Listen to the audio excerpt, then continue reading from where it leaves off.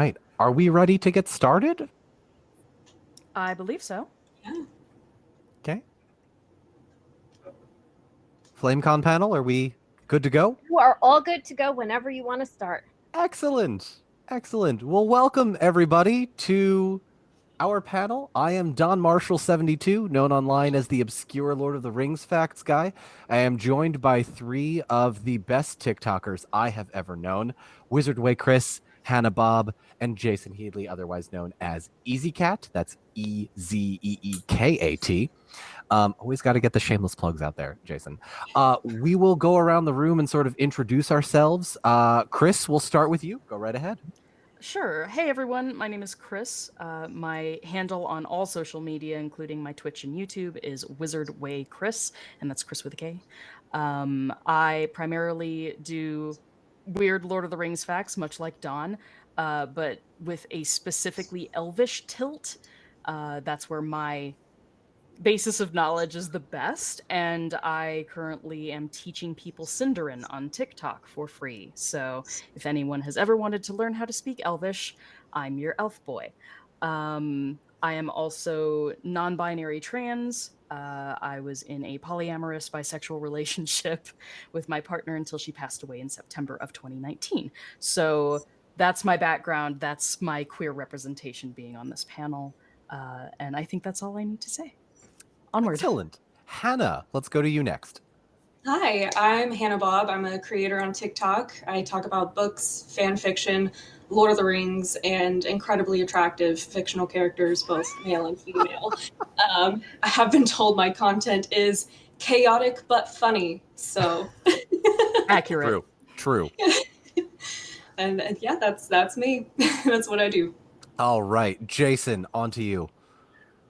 So I am on mainly TikTok, but I also do Instagram and YouTube. My username there is EasyCat, as Don was saying.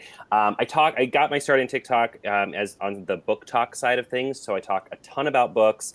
But I love to incorporate lots of nerdy things. So I talk about anime, manga, board games, my cats, all sorts of. Pretty much TikTok just knows everything about me at this point. And yeah, I'm also an author, so I write young adult fiction as well. And yeah, I think that checks all the things that we wanted to know, right? Yeah. Excellent. All right. Good. And as I said, I am Don Marshall 72, the token straight of the panel. Thank you all so much for being here. Ally, obviously, since I'm here. Thank you all so much for joining. Today, we really wanted to just talk about representation in Middle-earth and representing everyone. As most of you are no doubt aware, the Lord of the Rings trilogy is filled with a bunch of straight white dudes. And in doing so has created a culture of panelists. Is it fair to call it toxic fanboys? Is that fair? To an extent? Say that's pretty fair to an extent. Okay. Yeah. Okay. So we certainly want to get away from that. And I'm curious, just as we start, how did all of you get into Tolkien? Where was your introduction, and sort of how has it evolved through as you've aged, as you have potentially come out? I confess I don't know all of your stories on that, but feel free to indulge if you feel so inclined. Jason, we can start with you. Sure. I first read I was in, I want to say middle school, kind of right when the movies were coming out. And I'm pretty sure it's like the first thing I really remember reading that was high fantasy. And so I was watching them or reading them kind of alongside seeing all of it for the first time. So it was a very different experience from someone who maybe like read them, years ago. And then when the movies came out, was seeing all of this, like almost having their childhood brought to life. Like I was kind of doing them all at the same time.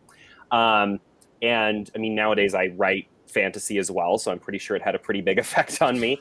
More recently, I did a live reading of The Hobbit and all three Lord of the Rings books over 7 months on my TikTok channel, which was really amazing because nowadays I've read so much high fantasy. So to read all of this again now, like kind of coming back to the roots of where because, essentially Tolkien and C.S. Lewis are the birthplace for a lot of these fantasy books that we see today. And going back, it's almost like going back in time. I still think they hold up incredibly well. I mean, they're still fantastic books. filled with detail and filled with character. But I think what's interesting is my middle school self did not realize just how gay these not very gay books are, which Yes. I think is surprising. Like when you, as an adult gay man, read Frodo and Sam, I'm sorry, Right? but that is, I mean, I read gay books all the time. My shelf is done in a rainbow, and that's still one of the gayest relationships I've ever read in a book ever. So I think that's very impressive. But yeah, it's interesting because coming back to it now, I just come back to it with just such a completely different viewpoint than when I originally read the books, and it does feel a lot like reading them for the very first time, which is really exciting. And we finished it recently. I mean, I several times cried on camera while I was reading them because they're just really beautiful stories and really beautifully written. So yeah, that's kind of my relationship with Lord of the Rings currently. I love it. I love it. By the way, Jason, props on the bookshelf. I've watched your Oh, TikToks thank before. you. I've seen it. It's incredible. It's so Thank beautiful. you. It Thank really you so is. much. Oh, thank you. Oh, well. Hannah, we will start with, or we will go to you next. Yeah, so I actually had a very similar experience to Jason, although I saw the movies first. So I think roughly 2004, I think, is when Return of the Kings came out as a film. And so I was around 8 or 9 when I had seen the whole trilogy. And then I was like, oh my God, absolutely obsessed with it. And read the books, read The Hobbit. But as a, 9-year-old, the gravity of the story and the amazing depth of his writing didn't quite hit. So I reread them recently, but I was always obsessed with the movies. And it is interesting how you can watch the same thing over and over again, and it changes. It does change. Like as I got older, I was like, this is very gay. Arwen is very beautiful. I do credit her for my bisexual awakening. I was like, there's lots of pretty men here with long hair, and there's lots of powerful females, and all of it is working for me. It's all doing a really good job. But now, with the new show coming out, which I'm so excited for, I'm kind of delving back into Tolkien's writings again and just becoming even more obsessed than I was previously. So diving into the Unfinished Tales and the Silmarillion now, watching some of your videos on YouTube and tuning in with Wizard Way Chris when as they do what is it, Silmarillion Saturdays? Yeah, Silmarillion Saturdays. I just started this last weekend. Yeah, it's been a lot of fun getting back into the world. And yeah, I just could not agree more that these books are very gay. we will touch on the Amazon TV show in just a moment, but Chris, in 5 words or less. No, I'm kidding.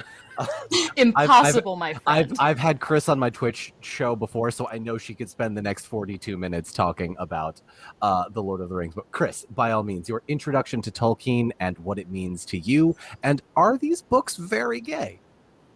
Well, first off, yes, they are. But my background, I hadn't even heard of Tolkien until the movies came out. My family had to drag me to the movie theater. I had no intention of ever seeing it. I was in my angsty high school, sophomore year phase. So you've all been there. So I was dragged to the theater, instantly enraptured, and immediately went home, asked for the books because it was close to Christmas. I got the box set for a Christmas gift, and I read them all far too quickly for someone who is a very slow reader.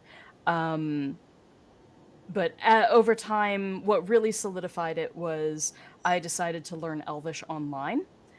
And so a fan fiction author that I really admired put out Sindarin lessons, and I took those online. She graded my homework, all that jazz. We met later on, and that woman became my partner. So this is the partner who is now deceased. But she taught me Elvish, and we never looked back. We started writing fiction together. It became a whole thing. It's inspired our entire fantasy world that we wrote. So it's amazing. And as we went on, we noticed very much how there is a way to read the books that is very gay friendly, even if it wasn't explicit. And that was sort of what spawned us to write our own writings, is we wanted it to be very, very clear that our characters were gay. So it was sort of a fulfilling that dream that that Tolkien had just been a little bit more, bludgeon you over the head with it, rather than hinting and never saying. But given the time period it was written in, I understand. All right. Thank you so much, Chris. So now that we've got introductions out of the way, I want to get your thoughts on Chris. Actually, kind of jumped the gun already. Thank you so much for Sorry. Oh no, not at all. It provides me a great transition. So, Segue. yeah, a great segue. So, as you mentioned, it wasn't written explicitly gay when Tolkien wrote it. However, the gay community has kind of adopted these books, specifically sometimes I think Frodo and Sam's relationship, as a sort of, is it couple goals, is it relationship goals? I'm not quite sure how that works.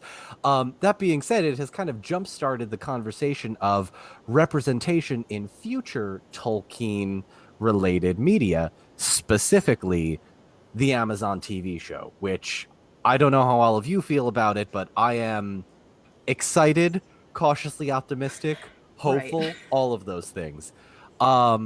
Hannah, let's start with you. What are your thoughts on the Amazon TV show as far as representation goes? And then, moving forward, how does the queer community represent itself within Tolkien's works? Yeah, so as you said, like we've already kind of reclaimed some things. Whether the queer coding was intentional or not, it's there, and we've picked up on it. The blushing every time Sam and Frodo touch. I'm like, you don't do that with your best friend. You do that with your lover. So I'm very excited for more of that representation going into the Lord of the Rings show on Amazon Prime.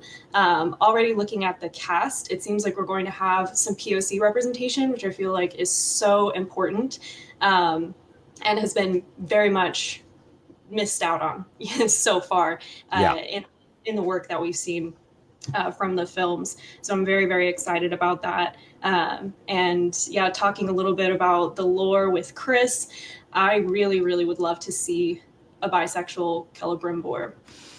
Oh, please, please, please, please. So, for those of you that are maybe unaware of the Lord of the Rings mythos, Celebrimbor, the elf that made the rings, was helped by his friend Anatar. Anatar is the name that Sauron took in the Second Age. And I don't know if any of you have seen the Vine, two bros chilling in a hot tub 5 feet apart because they're not gay. Not gay. Thank you, Chris. I would like to sort of, by the transitive property, move that to two bros chilling in a hot forge 5 feet apart, but they're definitely right. Like the implications are there. The implications are there. So, Jason, obviously you are a big Lord of the Rings fan. What are your hopes for all of this Amazon TV show? Well, first of all, I'll say I think it's amazing that they're casting more POC representation. The next series that I'm not doing a live reading, but we're doing a read along of, is The Wheel of Time, which is also getting put out by Amazon. And we just talked about on our last live stream about it. We're doing every week we do a live stream about the chapters that we read, and we were talking about the cast and how the cast actually has a ton of representation, which is fantastic given that the book, also does not. I mean, Wheel of Time is basically a Lord of the Rings fan fiction, so it makes sense that there's not like a lot of representation in it because you don't want to stray too far, right? But it's great to see that Amazon is really it's clear that they're putting that as like a forefront to the film, to the shows that they're putting out. As for I'm very excited for the Amazon show. I'm less, you and I have talked, I'm less excited about the Rohirrim animated television show. Because I literally feel like they sat down in a room and said, what's the one thing that nobody cares about? And everybody said the Rohirrim, like, that's what we're going to make a show about. The safest choice possible. Yeah, they're like, yes, that's the one. There it is. The men of Middle Earth. What everybody was hoping for more of, said no one. But there are no elves in that story.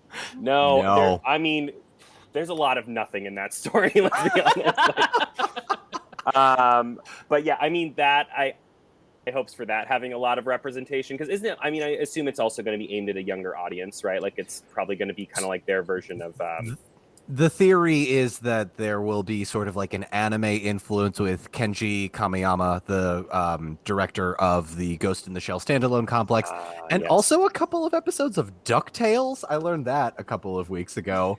Um, If you want to make a DuckTales but make it about hobbits, I'm absolutely here for that. Like, same Well, animation Mashup that style. no one asked for, but everybody but wants. everyone wants. But everybody wants. I And love that's it. what they should have done. Yeah. This is why they need to hire us. I'm just saying, like, the voices of the community are really important in filmmaking, and I don't know that they know how to reach out to people who this is our passion, right? I mean, our links are in our bios, y'all. We Yeah, can. They know. we're not They just haven't done it yet. scholars, but we love this stuff, No, and we'll save that for having- Corey Olson, the actual Tolkien scholar. right. Just all of us having grown up with it, it's important. different to all of us than people from, shall we say, another generation who have been studying it for a long time, but we're a different generation. It's a different viewpoint. Which is a nice jumping off point to Chris. Your thoughts on the representation in the Lord of the Rings, specifically the Amazon TV show, or since we're already talking about it, the War of the Rohirrim, the animated Warner Brothers series, or movie. I don't have too many thoughts on the Rohirrim one because I'm elf-centric, admittedly biased for the elves and the Ainur. But I would really, really love to see some complexity and nuance given to Sauron as a character. Your TV series is only as good as your bad guy. And if they can create a nuanced bad guy that, heck, I would love if the whole thing was told from Sauron's perspective. But I think that's asking a little much. But getting into that mind and the motivations behind what he's doing, instead of just dismissing it as being, well, he's evil for the sake of evil. That's not how Tolkien wrote it. And so I'm hoping that they give some complexity to him, and that would add to Celebrimbor and his relationship. It would naturally add a different layer and a different dynamic. And hopefully there would be something explicit about Celebrimbor being bisexual, Sauron being some flavor of pan. He'll do whatever he needs to get what he wants. But also sort of the gender queerness and the androgyny that is Sauron. Sauron is a very seductive character. There's a reason he has the power he has. And being one of the Ainur, one of the heavenly beings of Tolkien's world, I would really like to see them utilize the fact that he doesn't have to stay in his same form all the time. He can switch it up however he feels like it until his power is so diminished that he no longer has that ability, which is what we see in Lord of the Rings. So I would love to see that. I am also in love with the Frodo-Sam dynamic. I really love those characters. But also, even if it's not overtly sexual, having a asexual platonic love relationship is just as wonderful for representation, because being demi, ace, and egosexual, what have you, that was the kind of relationship I had with my partner. And so that's why we saw something so beautiful in those two characters, because it was what we had and we'd never seen that anywhere else. Okay, good to know. Chris, you kind of bring up an interesting point that I'm curious to get all of your thoughts on. We'll start with you, Chris. Sure. Whose perspective do you think we will see that Lord of the Rings TV show from? Like, obviously, they're going to move around to Lindon, potentially Moria, Numenor, obviously, but like, who is going to be our main character of the Amazon TV show? Because the third age, or excuse me, the second age is 3,341 years long, if my math 441. That's why I keep you around, Chris. Thank you so much. The second age is incredibly old. Who do you think we will see this Amazon Lord of the Rings series from their perspective? Because we know that the series has basically been greenlit for 5 seasons, that gives the writers an opportunity to really spread out the plot. They could do one season in one section of the world, another season in another section of the world, and then bring it all together for the final season. Or it could all be multiple storylines, and we don't know quite how they add up until we get further into it. So I honestly think they will have multiple POVs that will be following multiple characters, and probably not even characters that we necessarily know.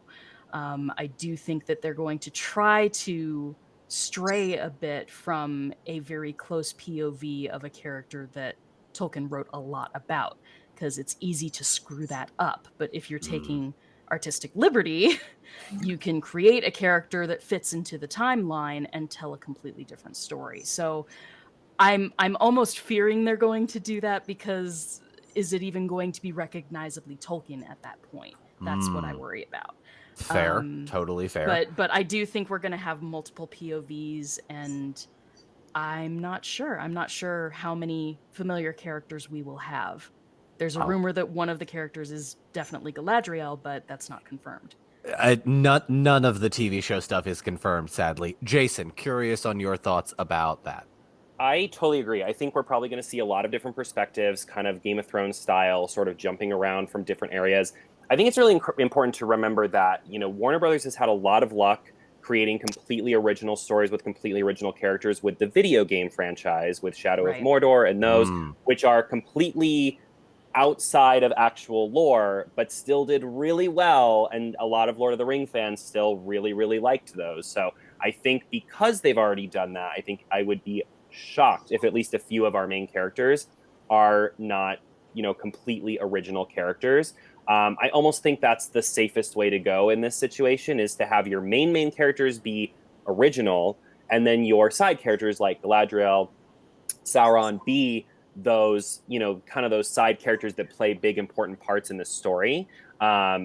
Whereas you have, these new characters that are kind of how you're going to tell your story, because it just gives you so much more freedom from a storytelling perspective, because you won't feel as chained down by the previous work that's already out there.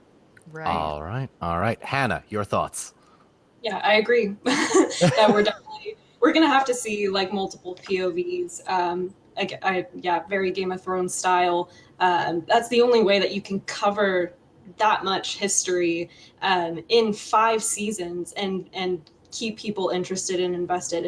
And there's just so much that happens. A lot of it kind of overlaps in timeline. You're gonna have to kind of jump around to different POVs. I hadn't even thought about creating unique characters. I really like that idea though. But yeah, I definitely I want to see Galadriel POV a little bit. Don't we all? I don't know. I'm gonna butcher this pronunciation. Aldarion. Eldarion? Yes. The Mariner.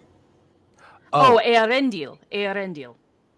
That happens in the first stage, though. Yeah. Earendil is the first stage. Wait. Who am I? I'm thinking of Eldarion is Aragorn's son. Aragorn and Arwen's son.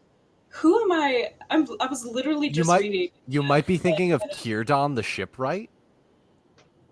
I feel so bad for the captioning. I am so sorry. These names are unpronounceable. Anytime we skew into Elvish, it's always going to be a hot mess. Chris, I'm very curious if you could give us your best Elvish phrase that you have and see what the captioning does. Oh no! Off the top of my head, don't do that to me. I'll give you 30 seconds. In the meantime, Hannah, let's transition into a little bit of something that we have kind of already talked about. But I think bears repeating / really honing in on, because the queer community has really latched onto Frodo and Sam as these sort of icons, as like these characters that weren't necessarily written as such, but can be. Is extrapolated the right word? Maybe it's not, but you can definitely infer, I think, that there is some sort of semi-romantic relationship there, depending on how you read into it. I don't know if anybody has read the incredible article on Polygon by Molly Osterrag, "The Queer Readings of the Lord of the Rings Are Not an Accident." phenomenal article. If anybody has not checked it out, please do so. But the whole Frodo Sam relationship, I'm curious to get your thoughts about that. Yeah, I reading it, I do think it appears very romantic. The way that they interact with each other doesn't come across to me as best friends. I recently just listened to the audiobook again, and there's so many times where Sam is just desperate to be in the presence of Frodo, even when he's surrounded with a support system. Like, it's not like Frodo's off by himself and Sam is like needing to get back to him, although that does happen. But there are times like when he's recovering in Rivendell, he's surrounded, he's safe, he's okay, and Sam is by his side nonstop, holding his hand. And when Frodo wakes up, there's this moment where they make eye contact and Sam blushes, and I was just like, oh my god. It's so sweet, it's so cute, and it reads very romantic. And then, you know, later on when the ring has been cast into Mordor and destroyed, Sam ends up marrying Rosie, and Frodo is like, we got to be living together. And he's like, oh, but I'm married to Rosie. He's like, no problem. Move him in. Move the whole thing in. Like, it's totally fine. This is a polyamorous relationship now. And whether Tolkien intended it to be that way, polyamorous people now can look at that. And they're just certain nods that we can see and we can identify with. Whether it was intended or not, we see something in that and we feel represented, and we can kind of reclaim it as representation for us. I love it. I love it. Side note, before we get to Jason, I do want to give a very quick shout out to the TikTok user NAvocado, AN_avocado. Yes. Phenomenal TikTok creator who has a great series called Those Hobbits Are Gay. Those in hobbits which are gay. Thank you, Chris.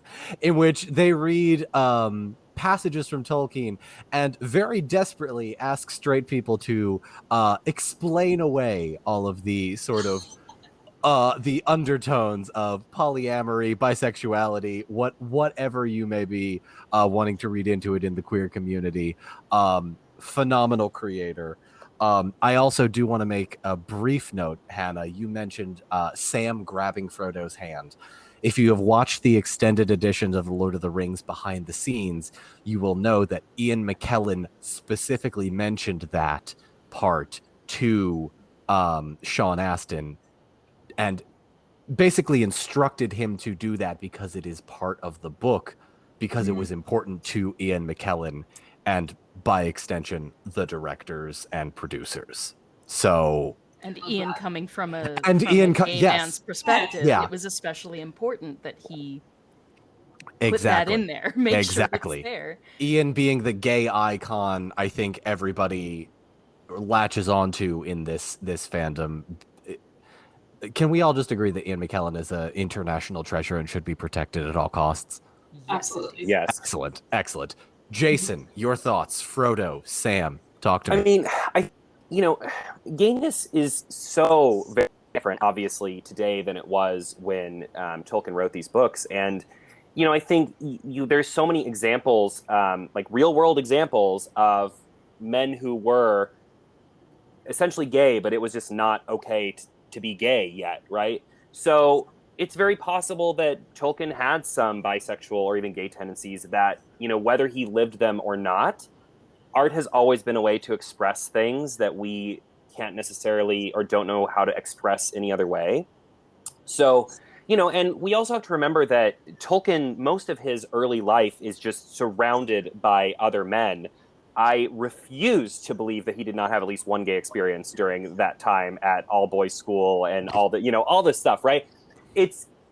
I think it's very likely that some of that gets into his story because at the time you couldn't talk about it. You couldn't, people who did talk about it or people who were found out were basically like criminals. And so to have him put something like this that's so subtle into his story, I just don't think it's an accident. I don't think it's like, people are very, and besides, because like nothing in Tolkien's writing is accidental, right? Like if we were to talk about anything else in The Lord of the Rings, nothing is accidental. Everything is very purposeful. Everything is very thought out. I mean, he's the master of world building, right? And so I think whether he lived out these things or not, I think it is probably a very artistic way of him expressing this thing that was probably a part of his life at some point or another, or while he was writing the books, or even before he wrote the books, you know. And but just as that creator on TikTok says, there's no way you can read the scenes between the two of them and think that it is a completely just like heterosexual friendship, because it is so much deeper than that, and it's so much more emotional than that throughout the course of the story. I love it. Chris, your thoughts?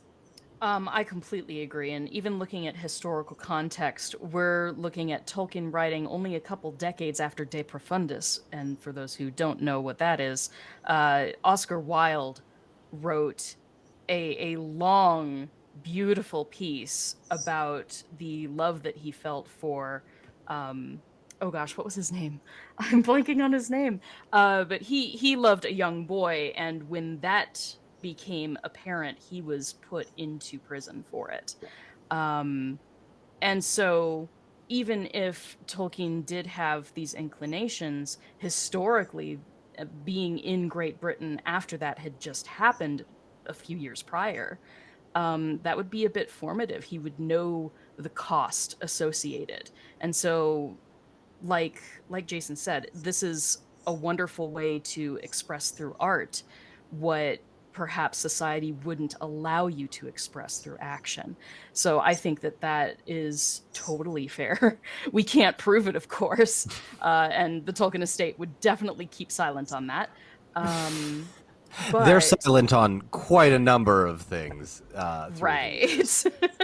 But I think that, you know, that there is even wiggle room there for us to wonder through the modern lens.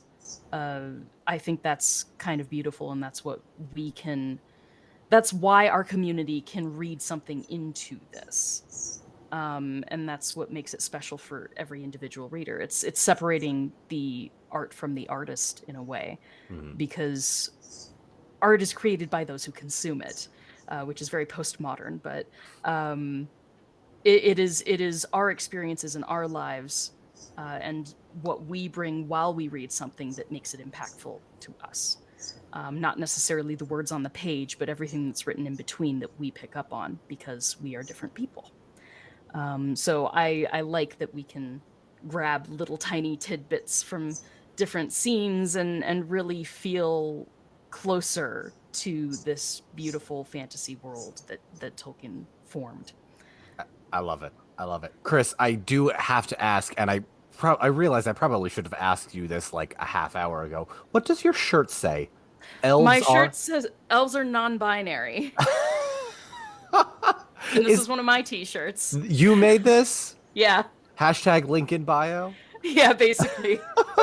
On my TikTok bio, it's there. I love it. I love it. We're all about the shameless plugs over on TikTok, Absolutely. as anybody can probably tell you. So I've seen a lot of the Frodo Sam conversation obviously steer towards that. I'm curious to see, are there any other relationships or things that you all as queer people have sort of read into or extrapolated from the books that aren't necessarily written that way, but kind of can be read into that way? Jason, I'll start with you. I'm putting you on the spot. No, I that's apologize. fine. No, that's fine. I didn't give you time to prepare. But yeah, I mean, as we've kind of talked about already, the implications are there if it's not our authorial intent. But I'm curious to get your thoughts on that. I mean, we have to mention Legolas and Gimli, who literally plan their like B&B Airbnb like vacation after everything is done, right? Like as they're going around killing things, they're like, oh, and after we're done, we'll stop by here and we'll have lunch, and then after we kill these We'll orcs, go by the glittering cave. Right, we'll make sure that we take a stroll through that. Like, please, like the two of them are also ridiculous. I mean, they like plan their entire honeymoon during the course of the Lord of the Rings. And then they go on it, and we just don't question it. We're just like, oh yeah, the two bros going on their honeymoon. That's fine. And they were roommates. They spend all that time and then end up sailing to Valinor together in the end. Yeah, so, like, exactly.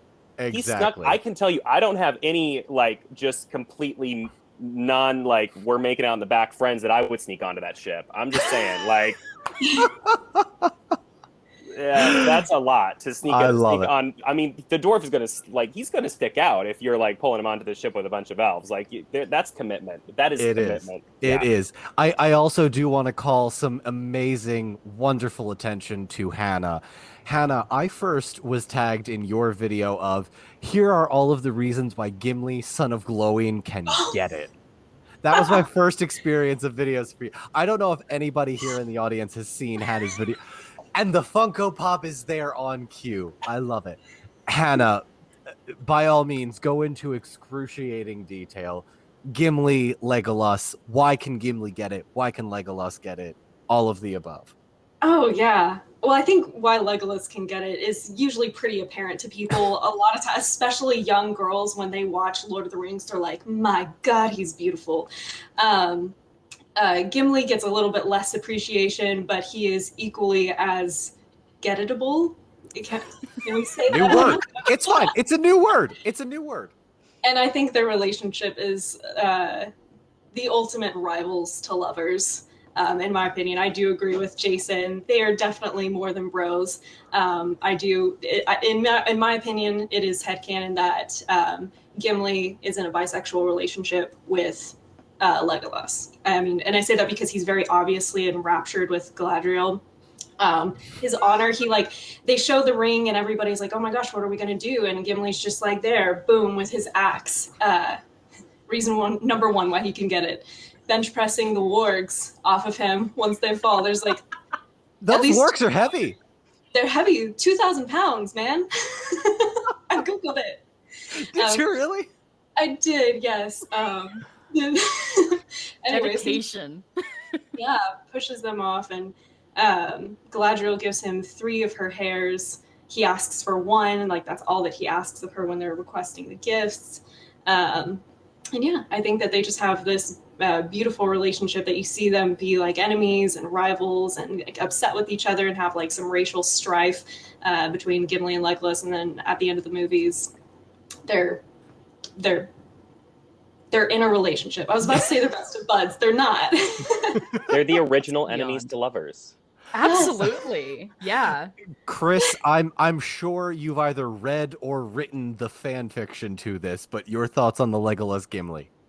Oh, I know. I actually, that wasn't my pairing. That was not the ship that I sailed, but absolutely agree. And I would like to point out that the subtitling, "get-itable," ended up just being edible. Gimli is just as edible. Which And I was also works. I love it. That is correct. I had to throw that in there because I was like, ooh, tasty, spicy. Okay. But I would like to add that we find out later that Legolas gets it from his father. It's genetic.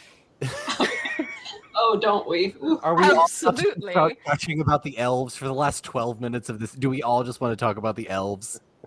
We can. But no, I'll keep it brief. But no, go ahead. Honestly, part of what makes this so queer-coded, it's all Peter Jackson's fault, because the way that he visualized the elves is incredibly androgynous, which is wonderful for NB people like me, but it really opens things up to that bi-panic, pansexual awakening kind of moment for everyone, because they're like, wait, this guy's really pretty, not handsome, but pretty, and what do I do with that? Do I like that? I'm not sure I like that. Wait, I do like that.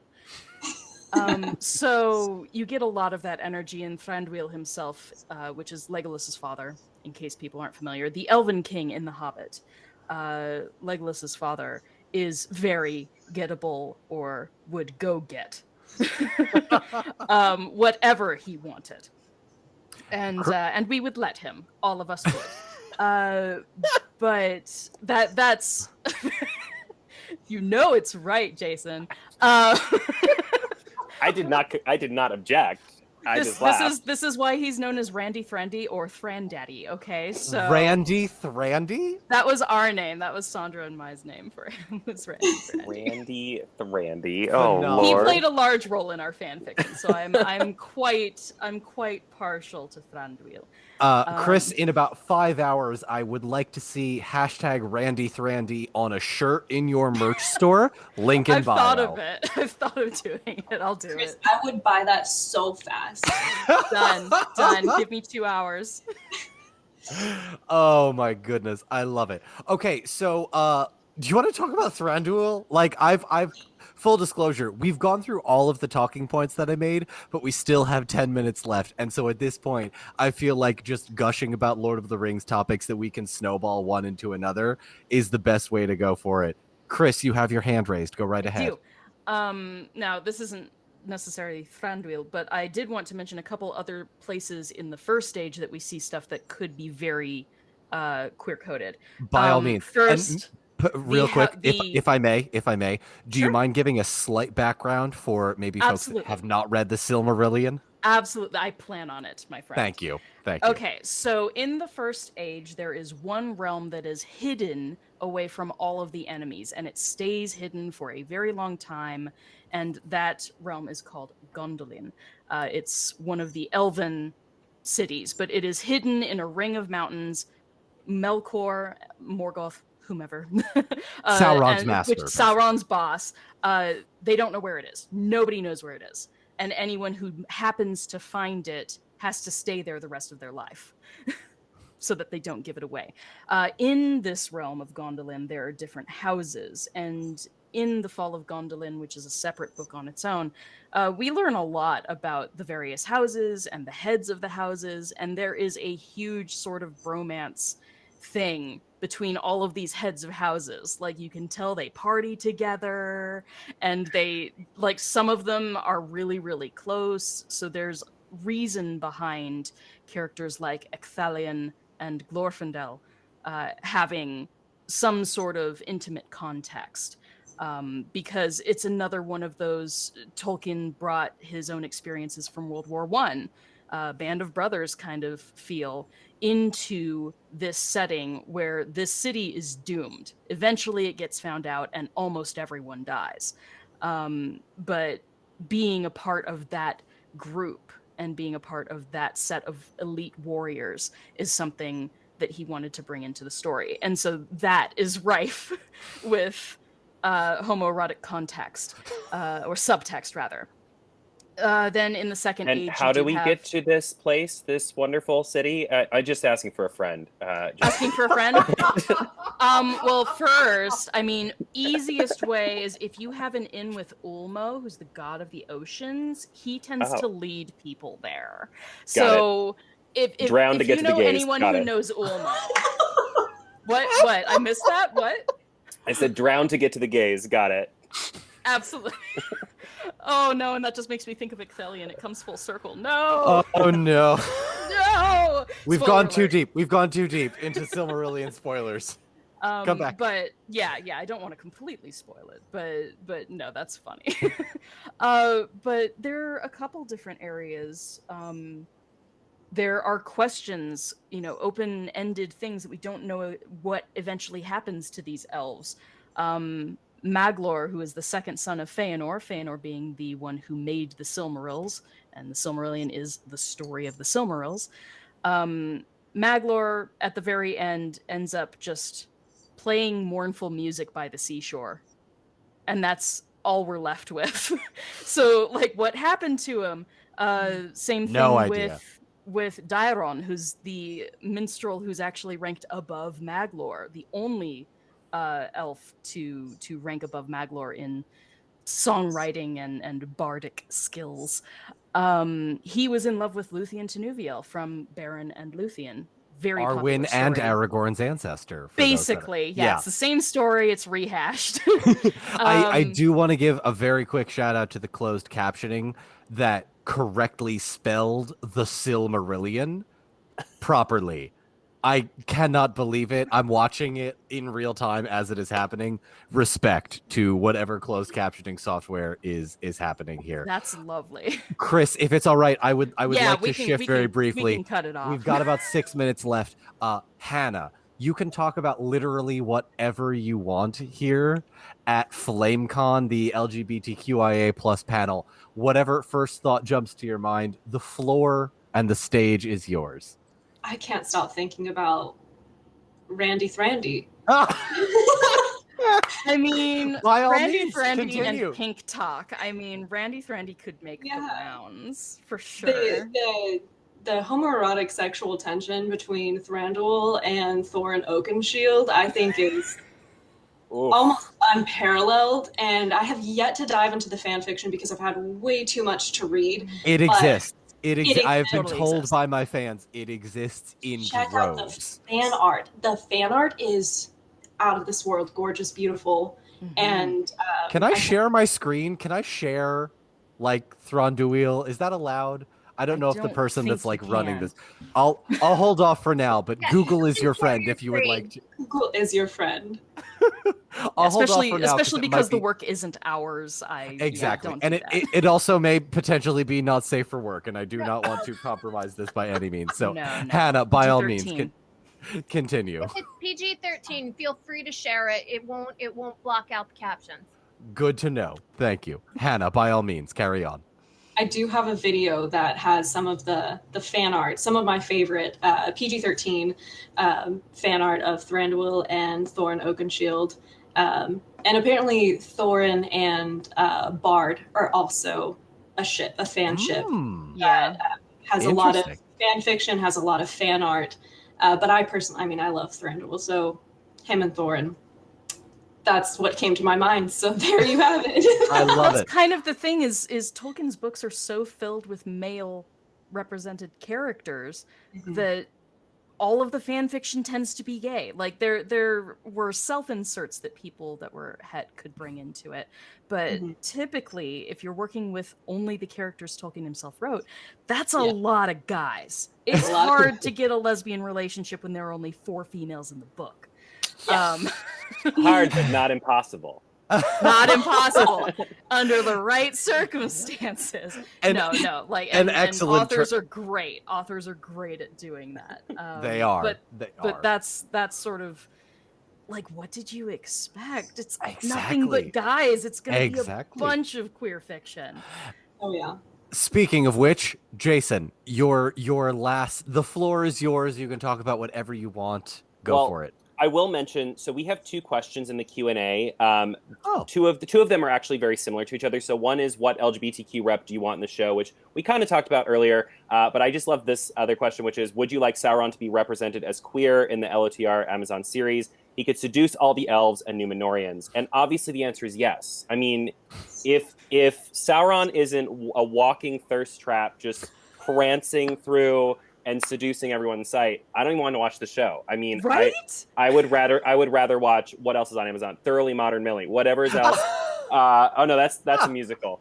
Whatever else is on Amazon. I feel like whenever they cast Sauron, it has got to be someone that is just like, I think they have to be androgynous. I think they have to be just like a very pretty person. It can't be like, we cannot have like a gruff and tumble Sauron. Like, it has to be a very like someone that everyone and their mother and their everyone dog can would be attracted to. Hashtag, Like, if my cats aren't simping for Sauron. Simping Right. for Sauron. If my cats aren't licking the TV when he's on the screen, then they cast it wrong. Failed. On that note, with 2 minutes left, Jason, I will give you the first of the promos. If people who are here, thank you. First of all, thank you so much for staying here for the full 50 minutes. FlameCon, thank you so much for having us. Jason, if folks have taken a liking to what you've had to say, tell folks how they can find you, and what shameless plugs would you like to mention? Yes, the best way to block me is if you search first.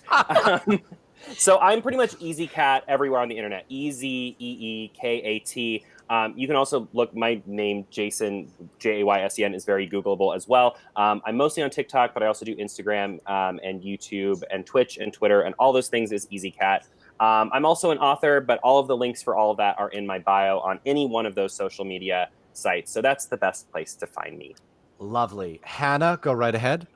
I really only exist on TikTok pretty much. Every once in a while, in a blue moon, you'll get an Instagram post from me, which is also Hannah_Bob. Actually, I think it has another underscore after the Bob.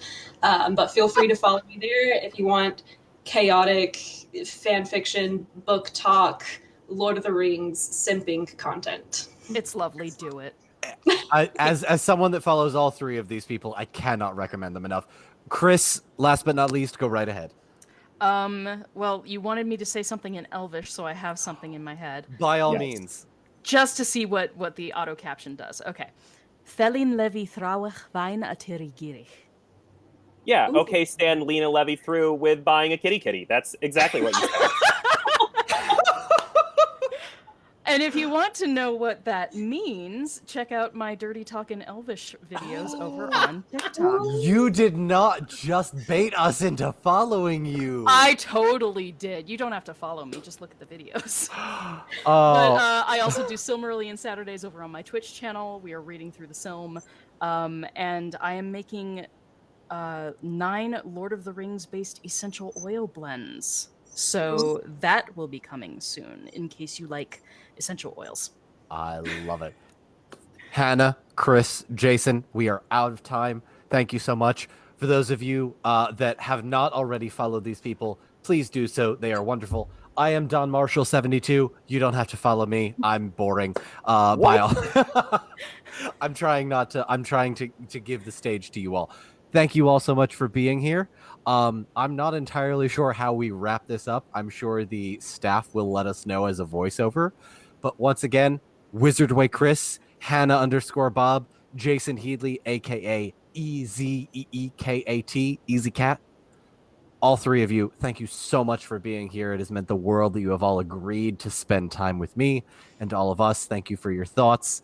And we will wrap up from here. And please go follow Don Marshall 72 on TikTok if Please you like do. Lord of the Rings. Stop Because it. he talks about amazing Lord of the Rings facts you never knew you wanted to know. And once you know them, and you can share them with all of your friends every time you watch the movie. And you can be that person that knows all the things no one wants to know because Don Marshall taught them to you. And it's the best feeling in the world. So please go Follow follow for more him. obscure Lord of the Rings facts. Exactly.